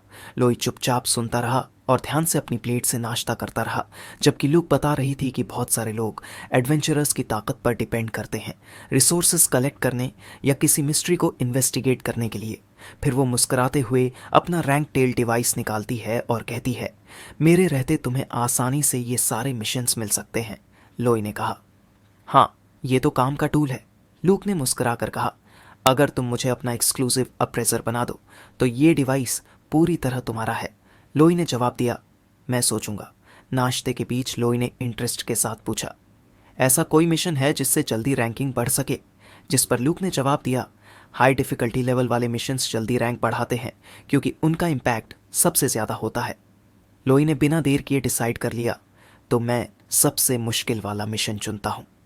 वो मिशन था पानी में मौजूद रोकियाना टेम्पल के अंदर छुपे ट्रेजर को रिट्रीव करना। ये जगह डेंजर जोन्स की लिस्ट में 7वें नंबर पर थी। लूक ये पढ़ते ही चिल्लाई, नो वे, ये मिशन तुम्हारे लिए अभी पॉसिबल नहीं है। फिर उसने कंसर्न के साथ समझाया कि ये टास्क कितना मुश्किल है और लोई को अभी इसमें जाना मतलब खुद को मौत के मुंह में भेजना है। लेकिन लोई अपने फैसले पर अडिग रहा। उसने कामली कहा, जब तक कोशिश नहीं करूँगा तब तक कैसे पता चलेगा मेरी लिमिट क्या है? लूक ने फिर समझाया, ये मिशन तुम्हारी कैपेबिलिटीज से बाहर है, तुम रैंक बढ़ाने से पहले ही मारे जा सकते हो। प्लीज़ मेरी बात मानो, मैं सर्टिफाइड अप्रेजर हूँ, मुझे पता है। लोई ने उसकी आंखों में देखते हुए कहा, मुझे ट्राई करने दो।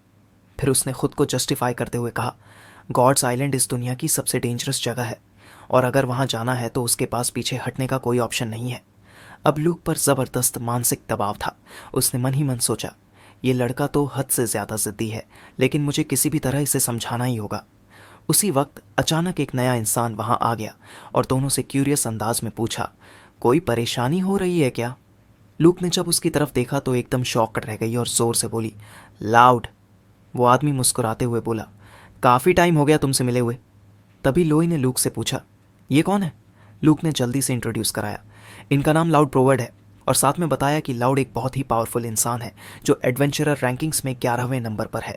लोई ये सुनकर हैरान रह गया।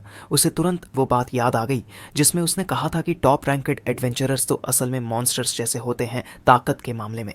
तो लोई मन ही मन सोचने लगा, अगर लाउड 11वें नंबर पर है तो वो बस एक कदम दूर है गॉड्स आइलैंड जाने की एलिजिबिलिटी से। उसी वक्त लूक ने मुस्कुरा कर कहा, तुम्हारा आना परफेक्ट टाइमिंग है लाउड। और फिर एकदम से लोई की तरफ मुड़ी और एक्साइटमेंट में बोली, लोई, इससे लड़ो और इसे हराओ। सीन कट होकर अब एक ड्यूलिंग अरीना में शिफ्ट हो जाता है जहां लोई खड़ा होता है बैटल के लिए, और फिर वहां लाउड आता है और उसे बोलता है, सॉरी, थोड़ा वेट करवा दिया। वो बताता है कि उसने एक वेपन किसी और से उधार लिया है क्योंकि उसे उम्मीद नहीं थी कि उसे लड़ाई में उतरना पड़ेगा, लेकिन वो हथियार लाइट है और फाइट के लिए ठीक रहेगा। जबकि लोई बहुत फॉर्मल तरीके से अपना नाम बताता है, मेरा नाम लोई टूली है। लाउड मुस्कुराता है और कहता है, एडवेंचरर्स के बीच इतनी फॉर्मल बातों की ज़रूरत नहीं होती, ईजी होकर बात करो। फिर वो कहता है, मैं लूक को अच्छी तरह जानता हूँ, उसने मेरी रैंकिंग अपडेट की थी, बहुत ही एक्सेप्शनल अप्रेजर है वो। लाउड आगे बताता है कि लूक में डीप नॉलेज, ज़बरदस्त पैशन और वर्क में एकदम परफेक्शन है। यही बातें उसे बाकी अप्रेजर से अलग बनाती हैं, और क्योंकि रिक्वेस्ट उसी से आई है तो वो मदद के लिए रेडी है। लाउड तैयार हो जाता है फाइट के लिए और लोई से कहता है, लूक ने मुझे कहा है कि इस जिद्दी नए लड़के को सबक सिखा दूं। फिर हंसते हुए जोड़ता है, लगता है उसे तुम्हारी बड़ी फिक्र है। अब लोई भी तैयार हो जाता है लाउड का सामना करने के लिए, और बस एक नज़र में ही उसे समझ में आ गया कि लाउड कितना ताकतवर है। उसके चारों ओर से एक बहुत ही इंटेंस ऑरा निकल रही थी, इतनी तेज कि लोई को लगा अगर वो केयरलेस हुआ तो उस भाले जैसी एनर्जी से सीधा छेद दिया जाएगा। उसी वक्त लूक ने दूर से चिल्लाकर लोई से कहा, ये परफेक्ट मौका है तुम्हारे लिए, ताकि तुम रियलाइज कर सको कि ये दुनिया कितनी बड़ी और खतरनाक है। लोई कुछ सेकंड्स तक चुप रहा, मन ही मन सोचते हुए, अगर ये दुनिया की विशालता को समझने की परीक्षा है तो मैं पूरी तरह से तैयार हूं। अगले ही पल लोई के अंदर से जबरदस्त एनर्जी फूट पड़ी जो पूरे एरिया में फैल गई। उसने खुद से जोर से कहा, मैं पहले ही समझ चुका हूं कि ये दुनिया कितनी विशाल और ताकतवर है। अब आमने सामने खड़े थे लोई टूली, जिसकी रैंकिंग थी 2728, और लाउड प्रोवर्ट जो रैंक 11 पर था। एक इंटेंस और सीरियस ड्यूअल की तैयारी शुरू हो चुकी थी, जबकि लूक ने पूरे जोश में हाथ उठाया और जोर से चिल्लाकर मैच की शुरुआत का ऐलान किया। जैसे ही मैच शुरू हुआ, दोनों फाइटर सुपर स्पीड से एक दूसरे की तरफ दौड़े। उनके हथियार टकराए, एक भयंकर टक्कर जिसमें एनर्जी की लहरें और चिंगारियां हर तरफ फैल गईं। लोई ने अनबिलीवेबल स्पीड से अपनी तलवार से एक ज़बरदस्त वार किया। अब उसकी सोट प्राणा एनर्जी से चार्ज हो चुकी थी। उसके हमले की ताकत देख लाउड दंग रह गया, जिसने स्टेज पर बड़ा सा कर छोड़ दिया था। जिसे देखते हुए उसने मन में सोचा, ये तो अपनी तलवार में प्राणा एनर्जी भर रहा है, साथ ही साथ अपनी मूवमेंट्स को भी उसी एनर्जी से बूस्ट कर रहा है। साथ ही लाउड ने लोई की सोर्ड टेक्निक को गौर से देखा, और एक पल के लिए उसे लगा कि ये टेक्निक कुछ जानी पहचानी है, मगर फिर खुद ही उस थॉट को झटक दिया। नहीं, ये तो नामुमकिन है। ये लेजेंडरी नाइट की सीक्रेट सोर्ड स्टाइल तो नहीं हो सकती। वो तो हर जनरेशन में सिर्फ एक को ही दी जाती है। लाउड जैसे ही सोच में डूबा, लोई ने मौका नहीं गंवाया। वो एकदम उसके पीछे आकर बोला, बैटल के बीच सोचने का टाइम नहीं होता। एक और जबरदस्त टक्कर हुई, जिसे एनर्जी की तेज लहरों के बीच दोनों फाइटर्स आमने सामने भिड़े। लाउड इस बार थोड़े रिलैक्स्ड अंदाज में था, जबकि लोई लगातार प्रेस कर रहा था। उनकी तेज तेज अटैक्स की एक पूरी सीरीज शुरू हो चुकी थी। हर वार के साथ आसपास छोटी छोटी एनर्जी एक्सप्लोजन्स हो रही थीं। लाउड थोड़ी देर के लिए पीछे हटा, लोई की इंटेंस एनर्जी को घूरते हुए सोचने लगा, इसमें जो प्राणा है ये तो मुझसे भी ज्यादा है। फिर उसकी नज़र लोई के चारों ओर की हल्की सी चमक पर गई और वो चौंक गया। लाउड ने सीधे लोई से पूछ लिया, तुम्हारी ट्राइब कौन सी है? लोई कंफ्यूज्ड हो गया और हैरानी से पूछा, ट्राइब? क्या मतलब? लाउड अब सीरियस हो गया और बोला, ऐसे एक्ट करने से कोई फ़ायदा नहीं। ये एनर्जी तुम्हें बाद में नहीं मिली, तुम इसके साथ पैदा हुए हो। ये गिफ्ट जन्मजात होता है। फिर लोई की चुप्पी देख लाउड ने एक ठंडी सी मुस्कान के साथ कहा, ठीक है, अगर तुम खुद नहीं बताओगे तो मैं तुम्हारी एबिलिटीज़ को फाइट के जरिए ज़बरदस्ती सामने लाऊंगा। इसके साथ ही लाउड ने अपनी स्पीयर को रेडी किया। अब वो एक मैसिव पावर अटैक लॉन्च करने वाला था। लाउड ने लोई से पूछा, तुम आर्ट्स यूज़ कर सकते हो क्या? लोई थोड़ा कंफ्यूज हो गया और मन ही मन सोचने लगा, आर्ट्स? ये क्या होता है? इससे पहले कि लोई कुछ और समझ पाता, लाउड ने अपनी खास आर्ट चांट करनी शुरू कर दी। जैसे जैसे वो रिचुअल वर्ड्स बोलता गया, उसके चारों तरफ भारी एनर्जी उठने लगी। वो जोर से बोला, एक जंगली घोड़ा जो स्वतंत्र और माइटी है, हजारों माउंटेन्स क्रॉस करता है, सिर्फ एक हवा की सांस चाहता है। इन शब्दों के साथ उसके चारों तरफ से एक सुनहरी एनर्जी का भयानक विस्फोट हुआ। एक मैसिव गोल्डन ऑरा ने लाउड को चारों तरफ से घेर लिया। इन सब से लोई विजिबली शॉक्ड था। उस पावर को देखकर उसकी आंखें फैल गईं। लाउड ने चांटिंग जारी रखी और उसके चारों तरफ अचानक ग्लोइंग स्पीयर्स दिखाई देने लगे, जो हवा में तैरते हुए लोई की तरफ एम कर रहे थे। ये स्पीयर आर्ट थी जेन। लाउड ने लुई की तरफ देखा और कॉन्फिडेंटली कहा, तुम्हें भी अपनी आर्ट यूज़ करनी चाहिए, वरना इस ताकत के सामने तुम जिंदा नहीं बचोगे। उसकी आवाज़ अब और भी सीरियस हो गई, अगर तुमने अभी आर्ट नहीं यूज़ की तो तुम मर जाओगे। बैटलफील्ड अब एनर्जी से भर चुका था। चारों तरफ टेंशन, प्रेशर और इंतज़ार का माहौल था। लाउड लोई की तरफ फोकस्ड नज़रों से देख रहा था। उसका इंतज़ार कर रहा था कि लोई क्या करता है। जबकि लोई का चेहरा साफ बता रहा था कि वो टेंशन में है। वो लाउड की एनर्जी और तैयार हो रहे मैसिव अटैक को गौर से देख रहा था। फिर लाउड ने अपनी स्पीयर लोई की तरफ पॉइंट की और उसके चारों तरफ गोल्डन एनर्जी इकट्ठा होने लगी। अगले ही पल एक भयानक एनर्जी वेव ने जन्म लिया। आसमान से स्पीयर्स की बौछार लोई की तरफ उड़ती हुई आई। लोई स्टंट रह गया। उस अटैक की ताकत ने उसे चौंका दिया। फिर भी लोई ने सुपर स्पीड में अपनी स्वार्ड मूव करना शुरू किया। हर तरफ से बरसती हुई स्पीयर से बचने की कोशिश करने लगा।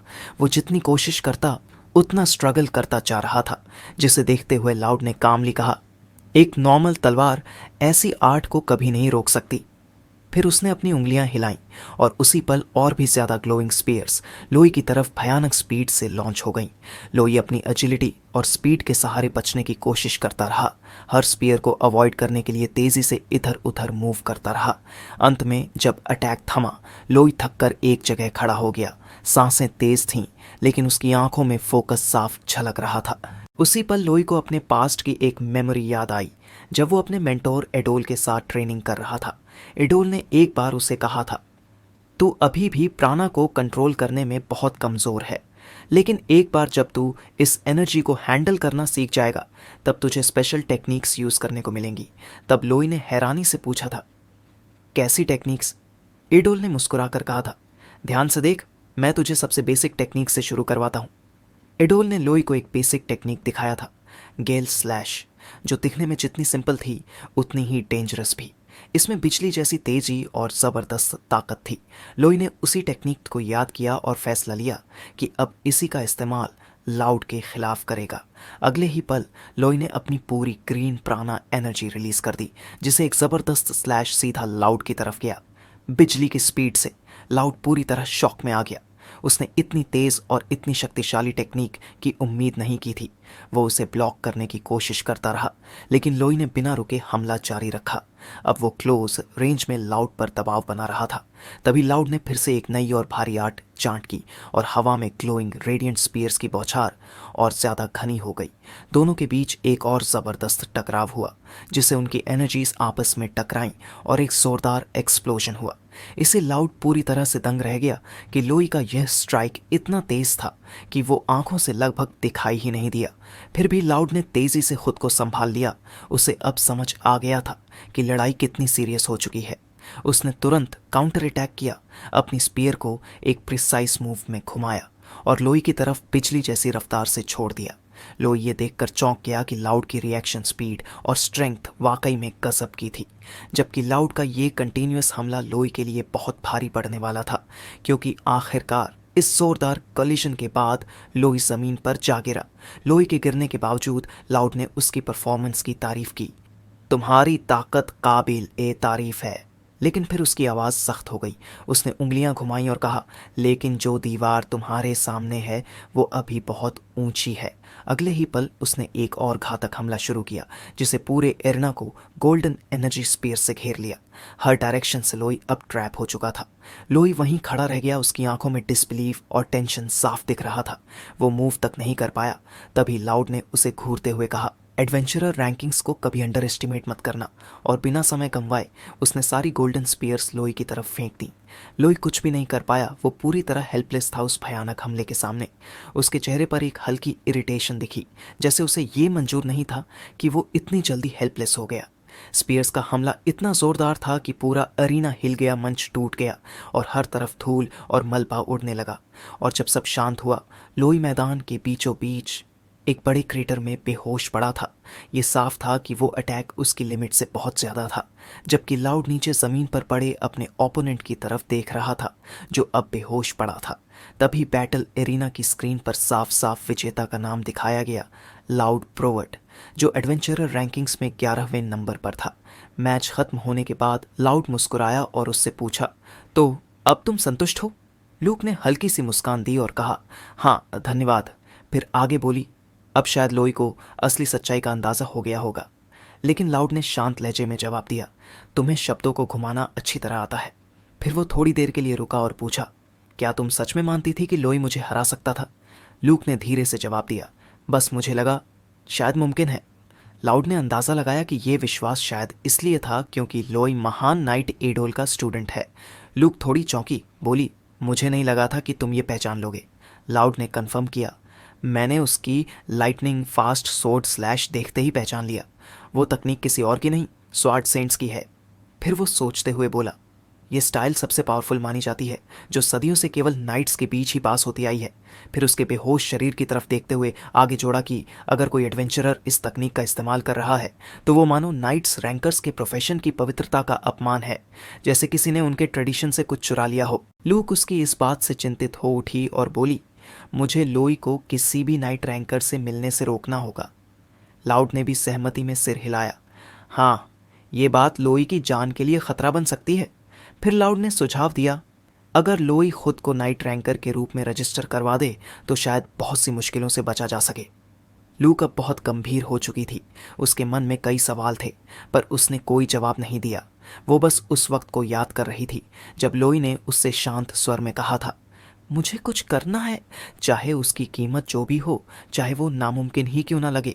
इसे वह साफ समझ गई कि वह ऐसा नहीं करेगा। फिर लूक ने बताया कि उसने लोई की ताकत में विश्वास सिर्फ इसलिए नहीं किया कि वो एडोल का स्टूडेंट है, बल्कि इसलिए कि लोई ने उसे बताया था कि उसने खुद एडोल को एक बार हिट किया था। लाउड ये सुनकर चौंक गया।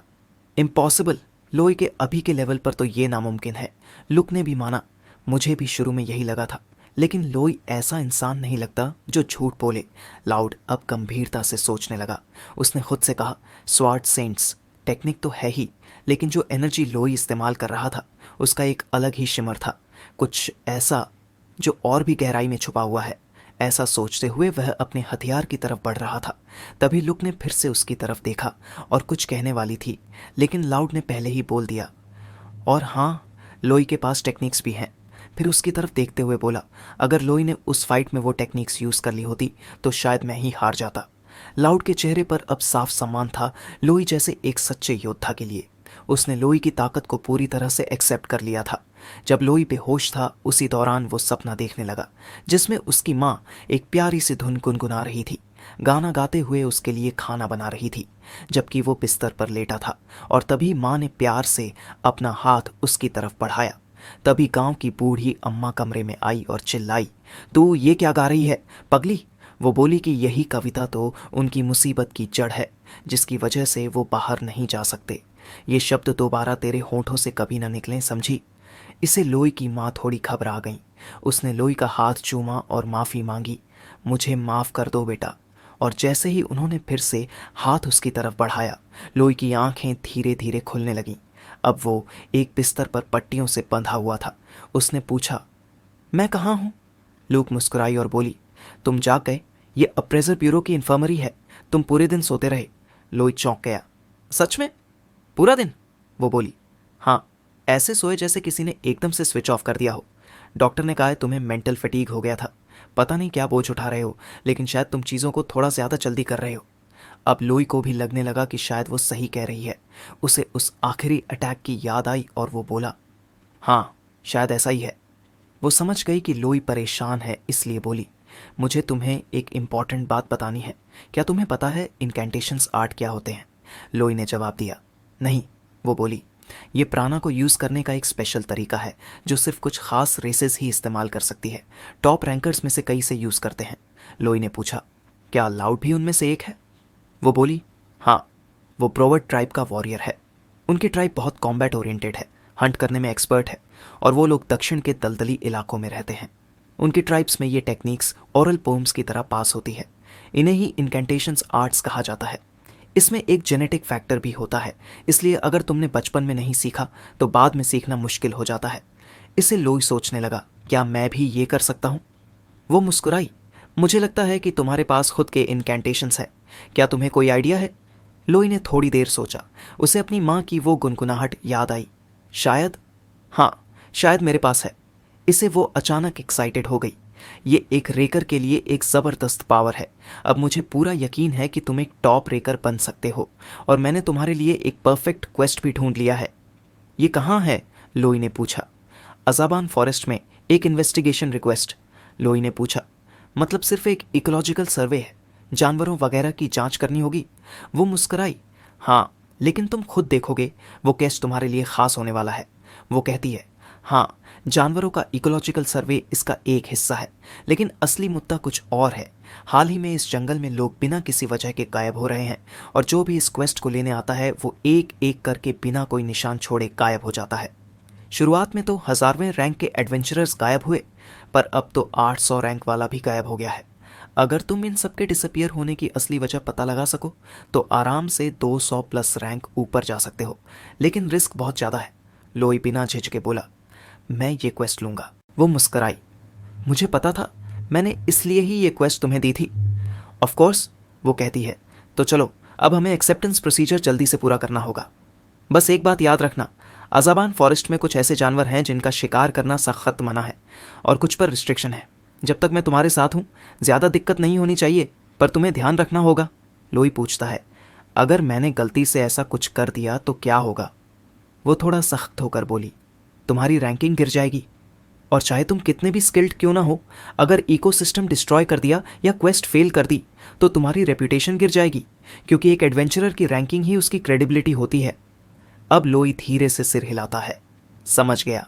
वो कहती है, तो फिर ठीक है, मैं तुम्हारे लिए ये क्वेस्ट एक्सेप्ट करती हूँ। ये क्वेस्ट तुम्हारी नई शुरुआत है, रैंकिंग में ऊंचाई तक उड़ान भरने की पहली सीढ़ी। अब हम दोनों मिलकर अपना बेस्ट देंगे। लोई मुस्कुराता है, हाँ। अब सीन कट होता है अज़ाबान फॉरेस्ट की ओर, जहाँ चारों तरफ एक रहस्यमय बैंगनी सा माया जैसा माहौल फैला हुआ है, जिसमें एक आदमी किसी दूसरे को गले से पकड़कर धीरे धीरे उसका दम घोंट रहा है। वो कहता है, जो देख लिया गया है उसे रोका नहीं जा सकता। दूसरा आदमी उससे पूछता है, क्या तूने फिर किसी को मार डाला? वो हंसता है, तो क्या, अप्रेजर ब्यूरो को कौन सी फुर्सत है ऐसे लो रैंकर्स को ढूंढने की?